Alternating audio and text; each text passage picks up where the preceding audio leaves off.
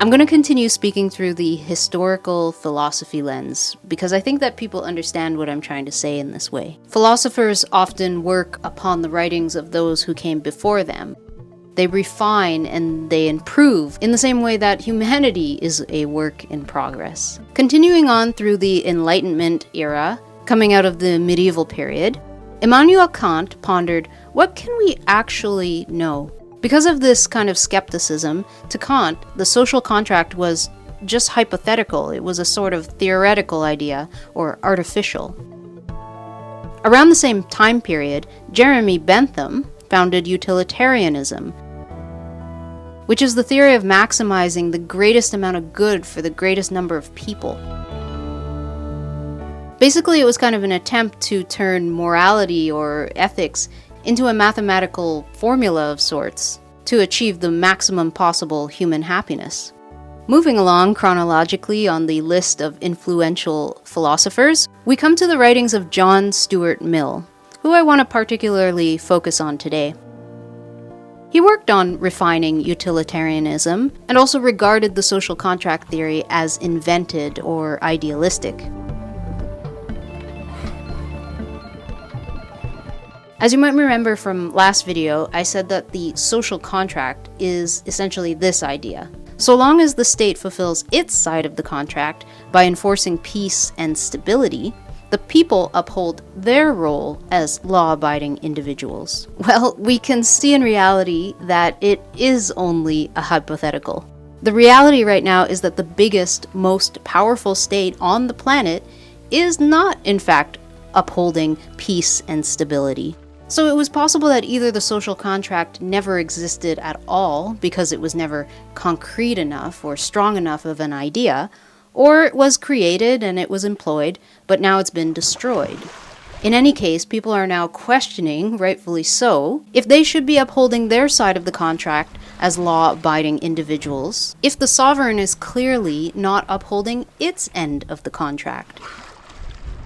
If you do not see the government as legitimate because it's been so severely letting you down, if you do not consent to being part of normal functioning society, then guess what? You are most probably, at least temporarily, an anarchist.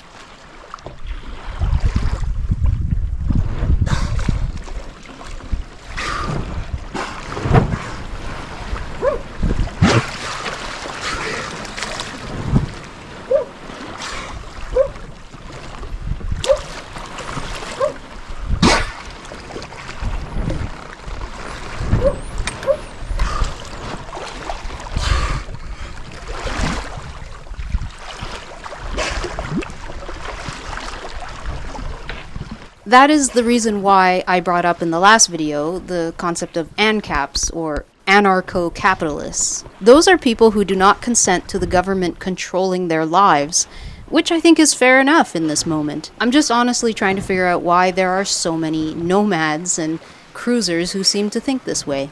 Because those very same people that turn away from government often seem to then consent to large corporations and billionaires controlling their lives instead. And I don't mean that just by being forced to consume within this all-encompassing, unethical system. I mean people who enthusiastically defend capital ownership. They tell me to defend this particular system. As I learned about the works of John Stuart Mill, I realized that he was the one who ushered in the age of what we call liberalism. His most famous work was called On Liberty. Liberalism, as my Prime Minister Mark Carney recently explained, is the now fading rules-based international order where we all imagine to have sovereignty over ourselves, while at the same time, a larger sovereign tried to gain control over everyone.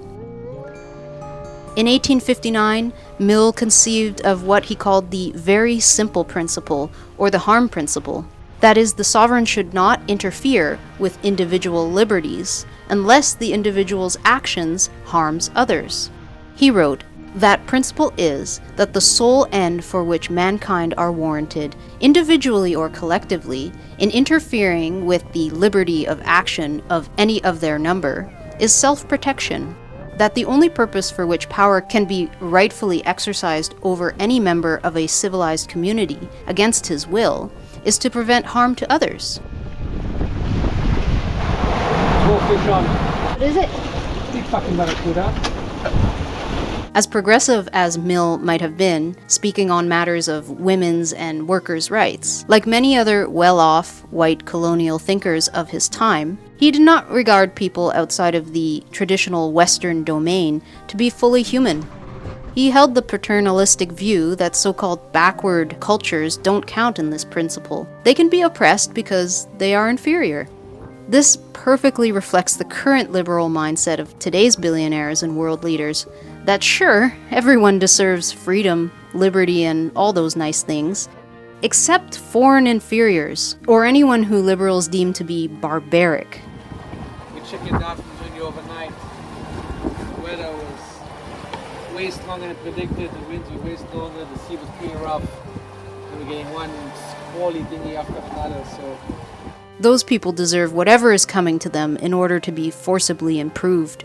He wrote, "It is perhaps hardly necessary to say that this doctrine is meant to apply only to human beings in the maturity of their faculties. We are not speaking of children, or of young persons below the age which the law may fix as that of manhood or womanhood. Those who are still in a state to require being taken care of by others must be protected against their own actions as well as against external injury. For the same reason, we may leave out of consideration those backward states of society which the race itself may be considered as in its nonage. The early difficulties in the way of spontaneous progress are so great that there is seldom any choice of means for overcoming them. And a ruler full of the spirit of improvement is warranted in the use of any expedients that will attain an end, perhaps otherwise unattainable. Despotism is a legitimate mode of government in dealing with barbarians, provided that the end be their improvement." So really, these ideas and philosophies have not saved the world. That is because, I would argue, by leaving out large populations of the world, the West is lacking or missing out on potential wisdom, lessons, allies, and partnerships. We came in right at the right time. We would have been out in some of this stuff. Miserable.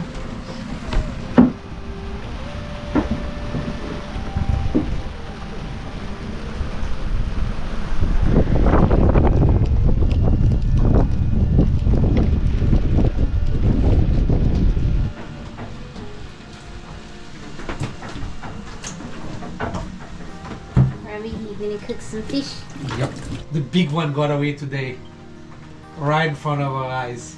It jumped like 6 meters in the air. 6-7 meters up in the air, went phew! My lure came out, I was like, no! It exploded. No! Peace and stability have never been achieved by subjugating or exploiting those who you deem to be lesser than you. Peace, justice, and stability have been achieved by doing fair and regular exchange of ideas, goods, and services with those that you truly recognize as being equal. The others, the large swaths of humanity that are all too often being deemed backwards or barbaric, are actually just also equally human. We know that when we see each other searching for food, shelter, health, and education.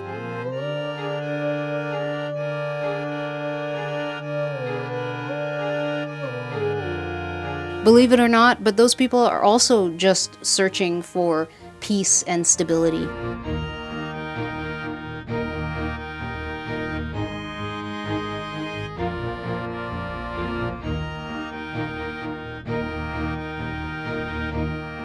This dolphin, with a severed dorsal fin, started following us while we fished for our dinner. At first I thought that he was lost because he was alone, or perhaps he needed help fishing because he was following our dinghy, while he was aware that we were bringing aboard some fish.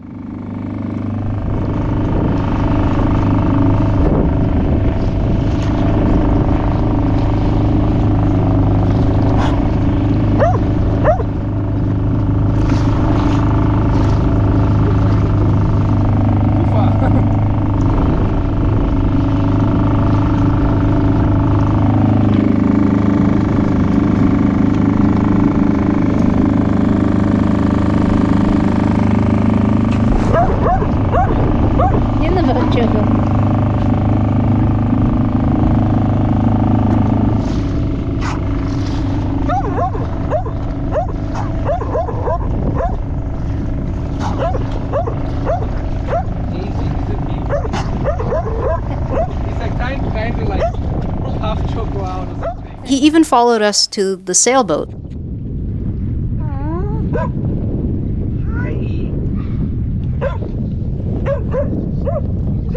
up, check us out. I don't know what he's doing.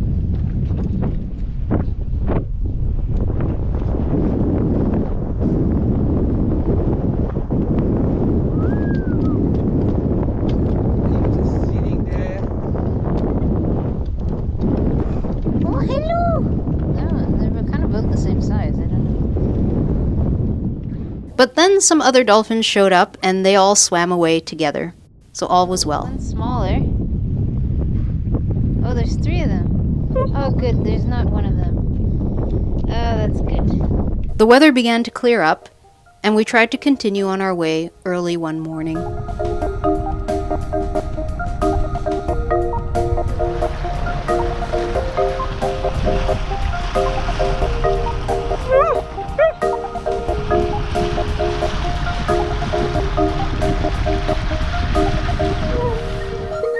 We had a fair amount of trouble getting out of this large bay due to the amount of sargasso weed that was overwhelming our propeller and our weak-ass gearbox.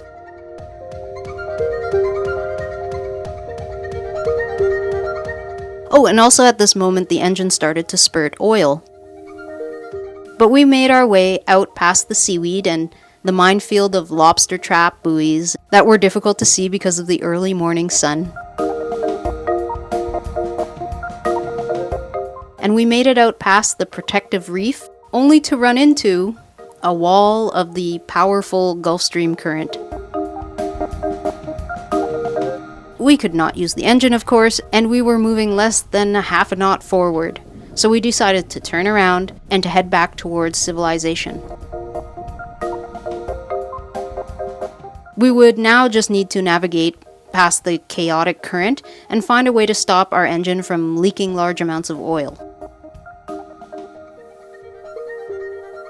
In the following several days, Robbie immediately made his way to the larger town of Tulum from this isolated little place, and a bunch of boat neighbors showed up. All of these boats had come here to take shelter from the upcoming strong northerly winds.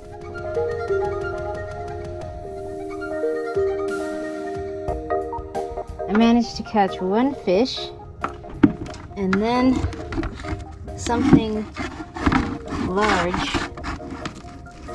chomped the back of this lure off. There used to be a nice big lure on here, and something just chomped its way out. We had already spent a bunch of time here waiting in this very same spot for other strong winds to blow past.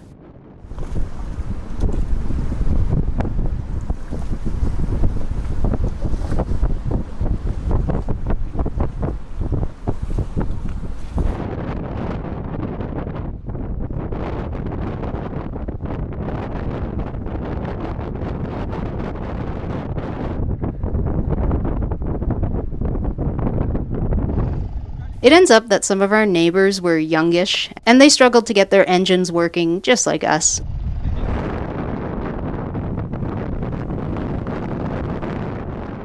So we were all on different boats, and yet all on the same boat, as the saying or the idiom goes.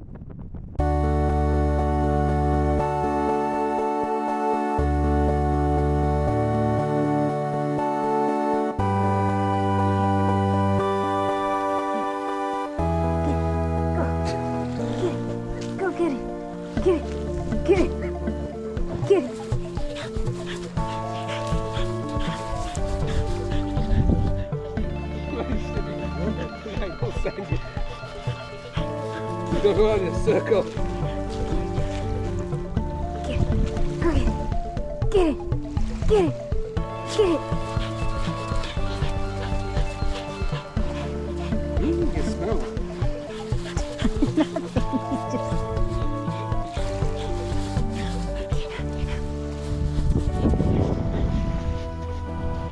Get it. Go get it. Go get it.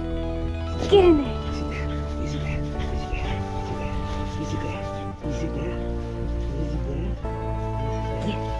Go get it. Get it. Get in there. Oh, so stupid. Get you. Let's go. Get it. Get it. Go get it. He's not done yet. He's gotta get it. It's just like a... It's like a train. Get it. Okay. Choco. Come on. Let's go. Get in there. Get in there. Get in there. Get in there. Get in there. Get in there. Get it. Gotcha. Get it. Get it. Get it. Get it. Get it.